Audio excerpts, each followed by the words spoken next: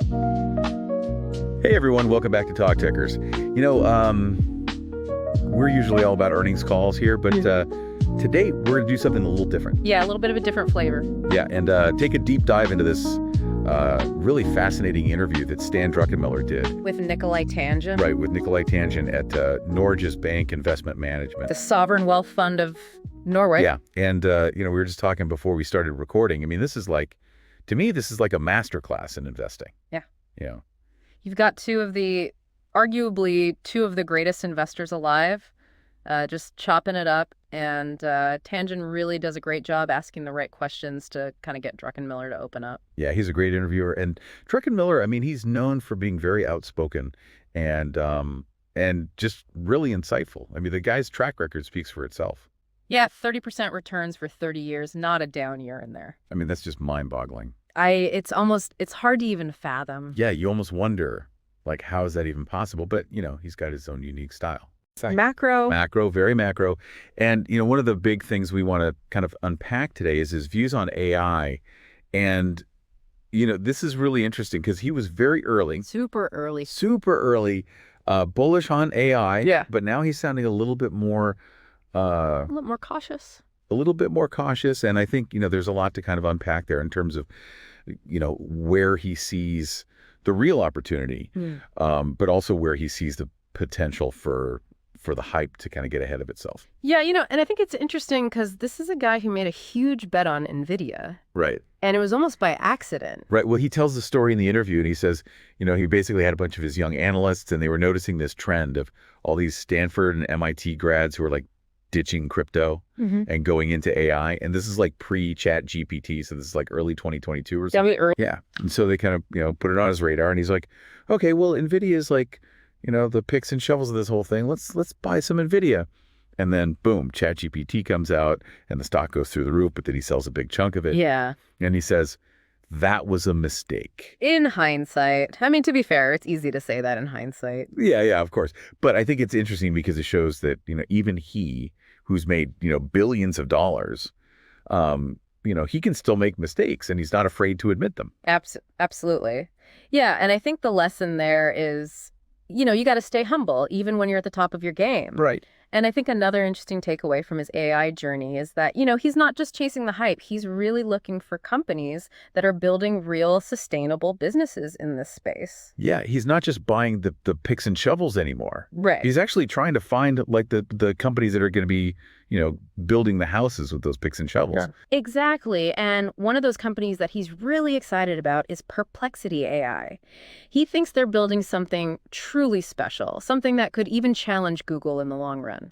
Perplexity. Yeah, they're basically like an answer engine. Yeah, right? You can ask it almost any question, and it'll give you a comprehensive, well-researched answer, drawing on information from a variety of sources. And it's getting better all the time. So it's like, instead of just giving you a list of links like Google does, it actually gives you the answer. Right. It synthesizes the information for you so you don't have to wade through a bunch of search results. And this is a company that, Druckenmiller thinks could be, a real Google killer. Yeah. And it's funny because he actually tells this story in the interview about how he decided to invest in Perplexity. And it's kind of crazy. Yeah. I'm ready for this one. So he's reading about this guy, Javier Milei, who's like this new president of Argentina. Right. Yeah.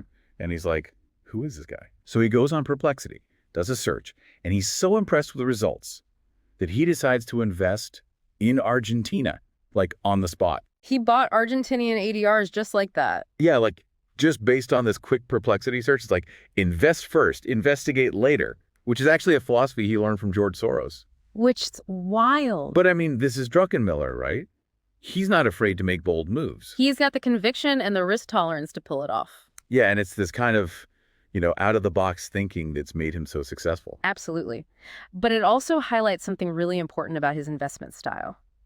He's not afraid to embrace new ideas and technologies, even if they seem a little bit out there. Right. He's always looking for the next big thing, and he's willing to bet on it, even when others are skeptical. And that's what makes him so fascinating to follow. He's always pushing the boundaries, always challenging the status quo. So we've got AI, we've got Argentina. I mean, this interview is already packed with insights, and we've only just scratched the surface.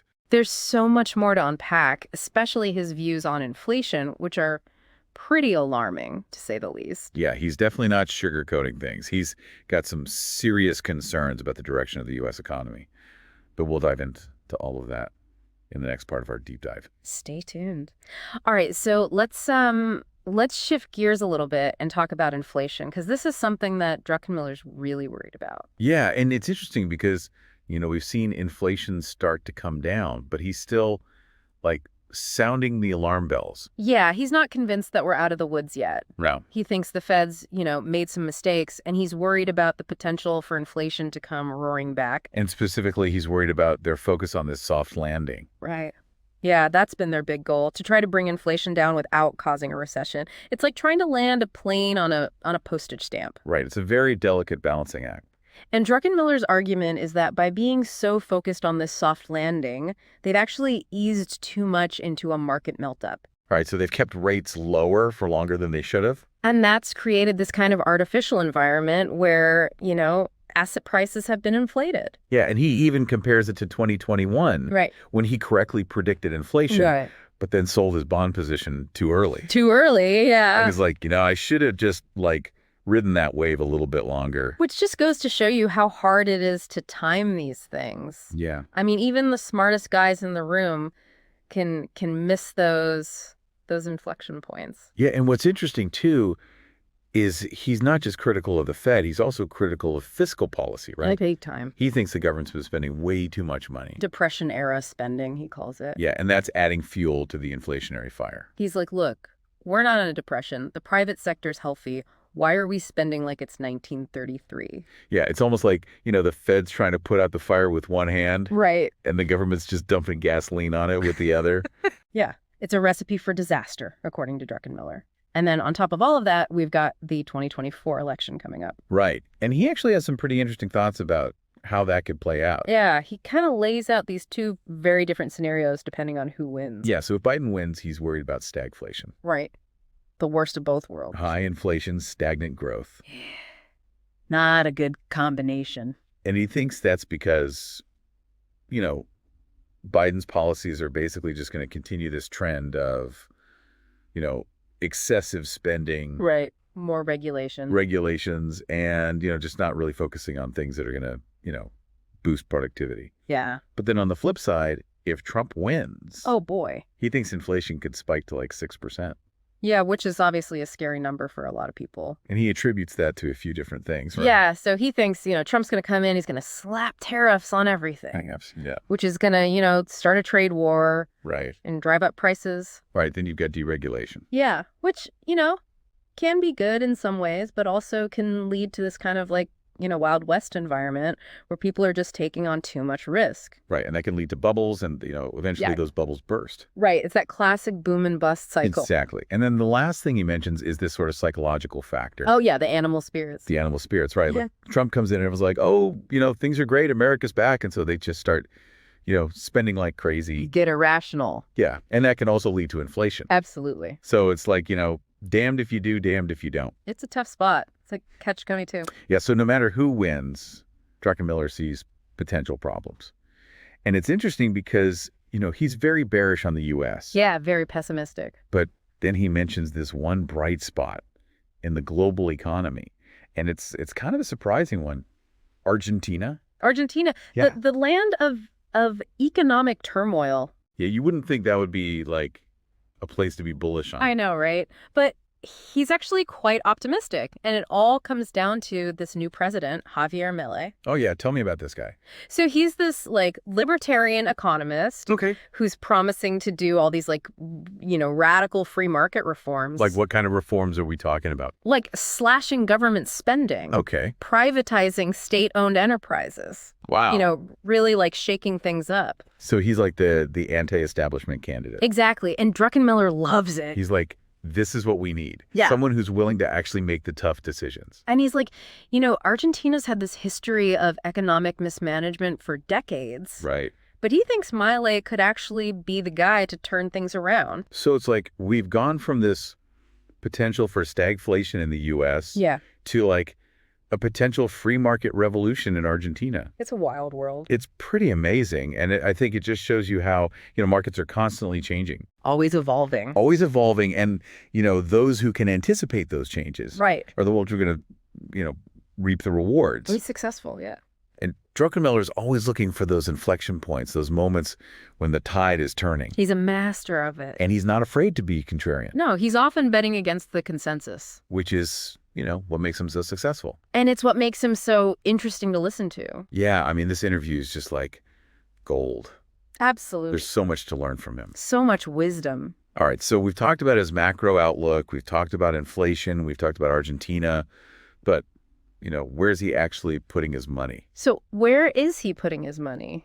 Yeah, that's the million-dollar question, right? Exactly. I mean, we've heard all these macro predictions, but what's he actually doing with his portfolio? Well, he's definitely not sitting on the sidelines. Yeah. He's actively investing, and he's finding opportunities in some pretty interesting places. Well, one place he's bullish on is Japan. Japan, okay. Which has been kind of a laggard for a long time. Yeah, the lost decade or whatever they call it. Right, but he sees some real potential there. Like what? Well, for one thing, the yen has been weakening. Okay. Which makes Japanese exports more competitive. Right. And then you've got some corporate governance reforms that are happening. Okay. Which are making Japanese companies more attractive to foreign investors. Interesting. And then there's this potential shift away from China in global supply chains. Oh, right, because of all the geopolitical tensions. Yeah, exactly. So Japan could benefit from that. Right. So he's kind of looking at Japan as this sort of under-the-radar opportunity. I like it. A contrarian play. Yeah. He's also bullish on commodities. Commodities, okay. Particularly copper. Copper. Interesting. He thinks, the energy transition with all the electric vehicles and renewable energy is going to drive huge demand for copper. Because it's used in all that stuff. Mm-hmm. Exactly. So it's like a long-term bet on the green economy. Okay, so Japan, copper, what else? And then, of course, he's still dabbling in AI. Right, even though he's a little bit more cautious now.